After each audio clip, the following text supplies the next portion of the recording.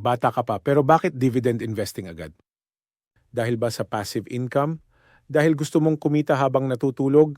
Maganda pakinggan, pero hindi sapat ang mga rason na yan para piliin mo agad ang dividend investing strategy.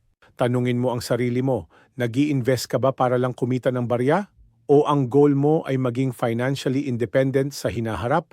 Kung ang sagot mo ay financial independence, sad truth, dividend investing alone won't get you there. Lalo na kung ngayon ka palang nagsisimula at maliit lang ang kaya mong i-invest kada buwan. Kakailanganin mo ng napakahabang panahon o kaya'y napakalaking kapital para makuha ang dibidendong sapat para palitan ang kita ng isang full-time job. Oo, may dumadating nga na dibidendo taon-taon o kada quarter, pero ang totoo, kailangan mo pa ring magtrabaho. Hindi kakayanin ng dibidendo ang lifestyle mo, lalo na kung umaasa ka lang dito bilang pangunahing strategy. So, anong dapat gawin? Kung seryoso ka para maabot ang financial independence, pag-aralan ang mas strategic at growth-oriented na paraan ng pag-i-invest.